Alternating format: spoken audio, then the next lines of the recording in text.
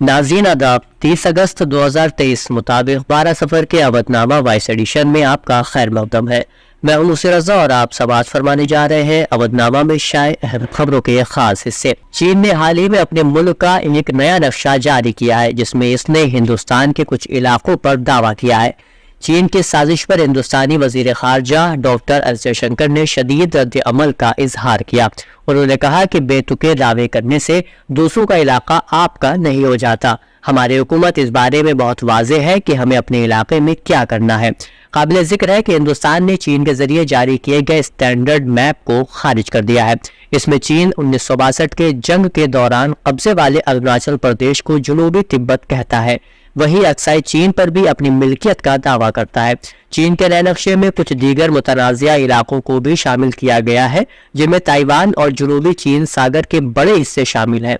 बहरहाल हिंदुस्तान का कहना है कि अरुणाचल प्रदेश हिंदुस्तान का अटूट हिस्सा है और मुस्तकबिल में भी ये हिंदुस्तान का ही हिस्सा रहेगा। ओणम और रक्षाबंधन के मौके पर हुकूमत ने मंगल को मुल्क के 33 करोड़ एलपीजी सारिफीन को तोहफा देते हुए एलपीजी की फी सिलेंडर की कीमत में 200 रुपए की कमी करने और 75 लाख नए उज्ज्वला कनेक्शन जारी करने का ऐलान किया है। ये फैसला वजीर आजम नरेंद्र मोदी की सदारत में मरकजी काबीना की मीटिंग में किया गया। वहीं कांग्रेस के सदस्य मल्लिकार्जुन खड़गे ने मरकजी हुकूमत पर हमला करते हुए कहा कि मोदी हुकूमत खाना पकाने वाली गैस की कीमतों में इजाफा करके मौ बहनों को रुलाती रही है, लेकिन अब इंतखाब करीब है तो उसने वोट पाने का खेल करते हुए उसकी कीमत कम कर दी है। इस्लामाबाद हाई कोर्ट ने तोशाखाना केस में गिरफ्तारी के बाद अटक जेल में कैद चेयरमैन पाकिस्तान तहरीक इंसाफ पार्टी इमरान खान की सजा मुअत्तल करते हुए उन्हें रिहा करने का हुक्म दे दिया, जबकि खुसूसी अदालत ने साइफर केस में ऑफिशियल सीक्रेट एक्ट के तहत साबिक वजीर आजम को 30 अगस्त तक जेल में ही कैद रखने का हुक्म दे दिया। ख्याल रहे कि तोशाखाना केस में इमरान खान को 3 साल कैद की सजा सुनाई गई है। इसके अलावा इलेक्शन कमीशन ने उन पर 5 साल के इलेक्शन लड़ने पर पाबंदी लगा दी थी। तोशाखाना केस में सजा सुनाए जाने के बाद इमरान ने ट्रायल कोर्ट के फैसले को इस्लामाबाद हाई कोर्ट में चैलेंज किया था। उन्होंने निचली अदालत के फैसले पर कहा था कि करप्शन केस में ट्रायल कोर्ट की तरफ से उन्हें सुनाई गई सजा जज का जानिबदाराना फैसला है। इमरान खान पर इल्जाम है कि उन्होंने 2018 से 2022 के दौरान अपनी वजारत उज़्मा के दौरान बैरून ममालिक से मिलने वाले कीमती तहाइफ कम कीमत पर हासिल किए और उन तहाइफ को $6,75,000 में फरोख्त किया। इराक में ईरानी ज़ायरीन की बस अफसोसनाक हादसे का शिकार हो गई। बैनुल-अक़वामी खबर साइदारे की रिपोर्ट के मुताबिक इराक़ी हुक्काम का कहना है कि ईरानी ज़ायरीन बस के हादसे में 9 अफराद जाँ बहक और 31 जख्मी हुए हैं।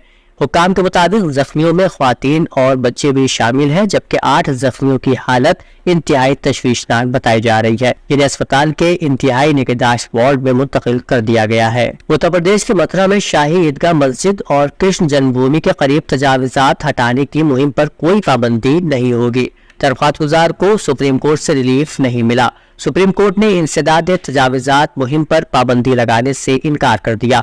अदालत ने दरख्वास्त गुजार को निचली अदालत से रुजू करने को कहा है। अदालत ने वाज़ेह किया है कि दरख्वास्त गुजार निचली अदालत में ज़ेर इल्तिवा मामले में अपना मौक़िफ़ पेश करे और अदालत मेरिट की बुनियाद पर केस की समाअत करे। एक खबर के मुताबिक नमाज के लिए बस रोकने पर मुअत्तल यूपी रोडवेज के बस कंडक्टर ने खुदकुशी कर ली है। बस कंडक्टर का नाम मोहित यादव बताया जा रहा है। इस पर इल्जाम था कि उसने नमाज के लिए बस को रोका था।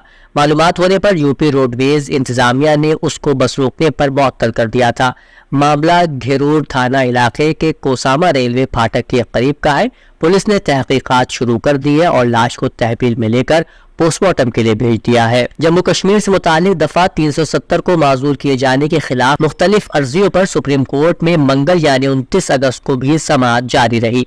इस दौरान अदालत उज़्मा ने मरकज से कहा कि जम्मू कश्मीर को दोबारा रियासत का दर्जा देने के हवाले से मुद्दत पर अपना रुख वाज़ेह करे, क्योंकि जमहूरियत की बहाली सबसे ज्यादा अहम है। इस पर मरकजी हुकूमत की नुमाइंदगी कर रहे सॉलिसिटर जनरल तुषार मेहता ने कहा कि जम्मू कश्मीर का मरकज के ज़ेर इंतजाम इलाके का दर्जा मुस्तकिल नहीं है और जल्द ही हालात मामूल पर आने पर मुकम्मल रियासत का दर्जा फराहम किया जाएगा।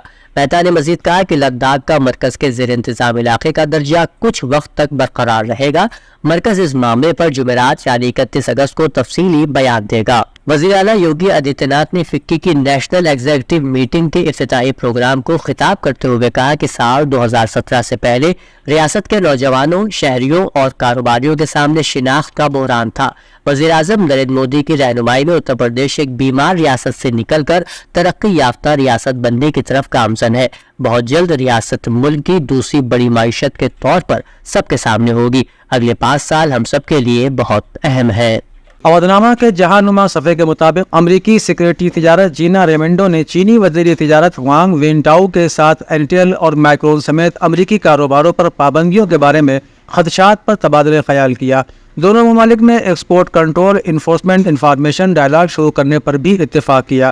جینا ریمنڈو اور محکمہ تجارت کے مختصر تبصروں کے مطابق دونوں عہدیداران نے گیلیم اور جرمینیم کی برآمدات پر چین کی پابندیوں پر بھی تبادلہ خیال کیا۔ یہ ملاقات 2 گھنٹے سے زائد جاری رہی۔ جینا ریمنڈو ان تمام امریکی کاروباری اداروں کے خدشات کو دور کرنے کی خواہاں ہے جنہیں چین میں کام کرنے میں مشکلات کا سامنا ہے۔ سویڈن کے دارالحکومت اسٹاک ہوم میں آبدیدہ حالت میں قرآن سوزی کے خلاف مزاحمت کرنے والے پاکستانی کو پولیس نے حراست میں لے لیا۔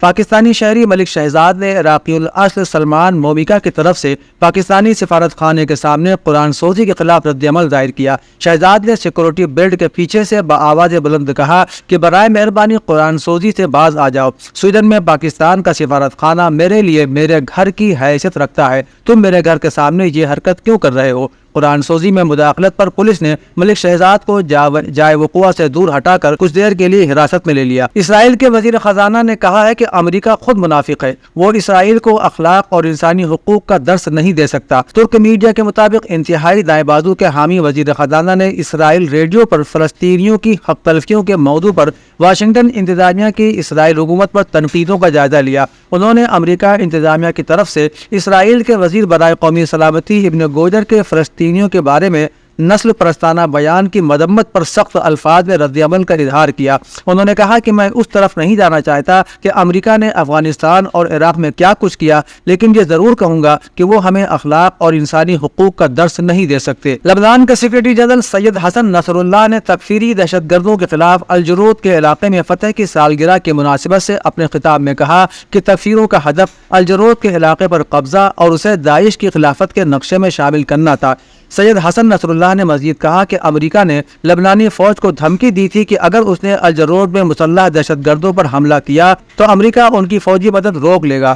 سید حسن نصر اللہ نے صہیونیوں کو دھمکی دیتے ہوئے کہا کہ لبنان میں اگر کسی بھی لبنانی، ایرانی، فلسطینی یا شامی کو قتل کیا گیا تو اس کا بہت سخت جواب دیا جائے گا، کیونکہ ہم اس بات کی ہرگز اجازت نہیں دیں گے کہ 2006 کے بعد سے قائم ہونے والا توازن خراب ہو اور لبنان ایک مرتبہ پھر قتل کا میدان بنے۔ نامہ میں شائع مضامین کو مکمل طور پر پڑھنے کے لیے اودھ نامہ کی ویب سائٹ www.awadhnama.com پر وزٹ کریں اور ای پیپر پر کلک کریں۔